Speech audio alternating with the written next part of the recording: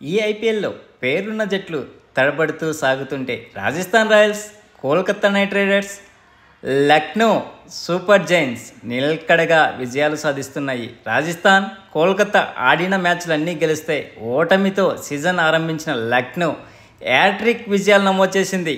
ఆదివారం సొంతగడ్డపై మ్యాచ్లో గుజరాత్ జైంట్స్ను 164 పరుగుల మోస్తరు లక్ష్యాన్ని నిలిపిన బౌలర్ల ప్రతిభతో 33 పరుగుల తేడాతో ఘన విజయం సాధించింది.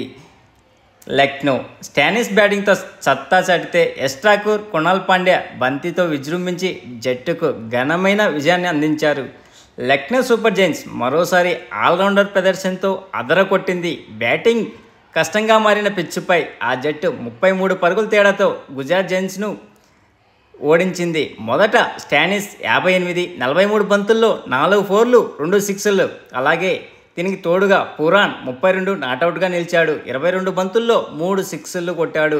రాణించడంతో లక్నో 5 వికెట్ల నష్టానికి 163 పరుగులు చేసింది. గుజరాత్ బౌలర్లో ఉమేష్ యాదవ్ 2 వికెట్లకు గాను 22 పరుగులు ఇచ్చాడు. అలాగే దర్శన్ నాల్కండే 2 వికెట్లకు గాను 22 పరుగులతో మంచిగా ఆకట్టుకున్నారు బౌలింగ్లో. అనంతరం ఛేదనలో గుజరాత్ టైటాన్స్ 18.5 ఓవర్లకు గాను 130 పరుగులకు చాప చుట్టేసింది.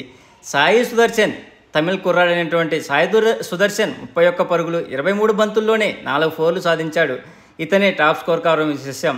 అలాగే లక్నోలో యువ పేసర్ ఠాకూర్ 5 వికెట్లకు గాను 30 రన్స్ ఇచ్చి టైటాన్స్ పతనాన్ని శాసించాడు. స్పిన్నర్ కునాల్ పాండే 3 వికెట్లు తీసి 11 పరుగులు కూడా ఇచ్చి మంచి బౌలింగ్ చేశాడు. ఒక వికెట్ పడిందో లేదో 164 పరుగుల లక్ష్యాన్ని ఛేదించేందుకు అవసరమైన ఆరంభమే టైటాన్స్కు దక్కింది. ఓ మోస్తారు వేగంతో నిలకడగా ఆడుతూ ఓపెనర్లు సాయి సుదర్శన్, శుభం గిల్ 19, తొలి వికెట్కు 6 ఓవర్లో 54 పరుగులు జోడించాడు. సాధించాల్సిన రన్ రేటు ఎక్కువేమీ కాకపోవడంతో ఇలాగే ఆడితే టైటాన్స్ సులువుగా విజయం సాధిస్తుందనిపించింది. కానీ తన తొలి ఓవర్లోనే శుభం గిల్ను బౌల్ చేసి మ్యాచ్ను మలుపు తిప్పాడు. ఆ తర్వాత స్పిన్నర్ల మాయాజాలం మొదలైంది. పతనం వేగవంతమైంది. ఇంపాక్ట్ ప్లేయర్గా వచ్చిన విలియమ్సన్ను 1 పరుగు వద్ద రవి బిష్ణోయ్ అద్భుతమైన రిటర్న్ క్యాచ్తో పెవిలియన్కి చేర్చాడు. ఆపై కునాల్ వరుసగా సుదర్శన్, శరత్ను, దర్శన్ నాల్కండేను అవుట్ చేయడంతో గుజరాత్ 80 పరుగులకు గాను 5 వికెట్లు కోల్పోయి పీకల్లోతు కష్టాల్లో పడింది. గత 2 మ్యాచ్ల్లో హీరో మయాంక్ 1 ఓవర్ వేసి గాయం కారణంగా మైదానాన్ని వీడినా లక్నోకు బౌలింగ్ పదం తగ్గలేదు. వికెట్ల మీద వికెట్లు తీస్తూ టైటాన్స్ను కోలుకునే అవకాశమే ఇవ్వలేదు. రాహుల్ తెవాటియా 30 పరుగులు కొంత పోరాడినా అది ఓటమి అంతరాన్ని తగ్గించడానికే ఉపయోగపడింది. 19వ ఓవర్లో వేసినటువంటి తెవాటియా నూర్ అహ్మద్ను అవుట్ చేసి 5 వికెట్ల ప్రదర్శనతో పూర్తి చేయడమే కాదు టైటాన్స్ కథను ముగించేశాడు. ఈ మ్యాచ్లో మొదట టాస్ గెలిచినటువంటి బ్యాటింగ్ చేసినటువంటి లక్నో పరుగుల కోసం చాలా కష్టపడింది. ఉమేష్ వేసిన ఇన్నింగ్స్ 2వ బంతికే డికాక్ భారీ సిక్సర్ బాదడంతో మ్యాచ్ పరుగుల వరద పారబోతుందనిపించింది. కానీ ఇంకా 2 బంతులకే అవుట్ అయ్యాడు. ఉమేష్ తన తర్వాతి ఓవర్లో దేవత్ పడికల్ను సైతం అవుట్ చేయడంతో 3 ఓవర్లకు గాను లక్నో 18 పరుగులకు 2 వికెట్లు కోల్పోయి కష్టాల్లో పడింది. వెంటనే 2 వికెట్లు పడిపోవడంతో రాహుల్ 31 బంతుల్లో 3 ఫోర్లు మాత్రమే కొట్టాడు. డిపెండెన్స్కే ఎక్కువ ప్రాధాన్యం ఇచ్చాడు. బంతి కూడా బ్యాట్ మీదకి రాకపోవడంతో బౌండరీలు కరువయ్యాయి. స్టానిస్ అడపాదడపా షాట్లు ఆడుతున్న రాహుల్ మాత్రమే వన్డే తరహా ఇన్నింగ్స్ ఆడాడు.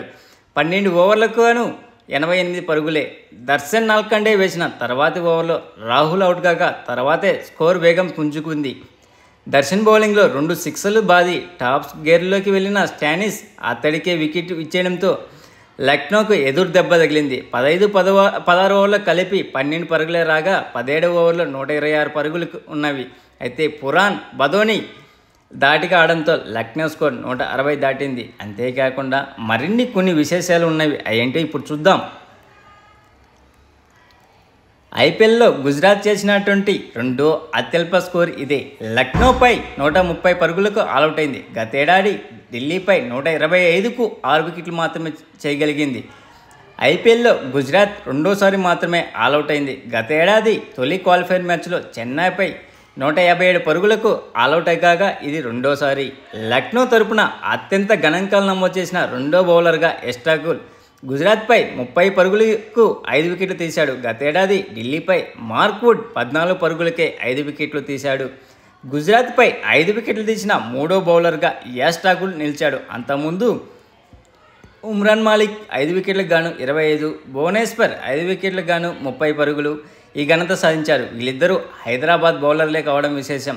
లక్నో తరపున అత్యుత్తమ ఎకనామిక్ బౌలింగ్ చేసిన టాప్ బౌలర్గా కృణాల్ పాండే ఈ మ్యాచ్లో 4 ఓవర్ల కోట ముగించుకొని 11 పరుగులే ఇచ్చి 3 వికెట్లు తీశాడు. అంతేకాకుండా ఐపీఎల్లో లక్నో తొలుత బ్యాటింగ్ చేసిన 18 మ్యాచ్ల్లో 15 మ్యాచ్లు విజయం సాధించింది. రెండింటిల్లో మాత్రమే ఓటమి పాలైంది.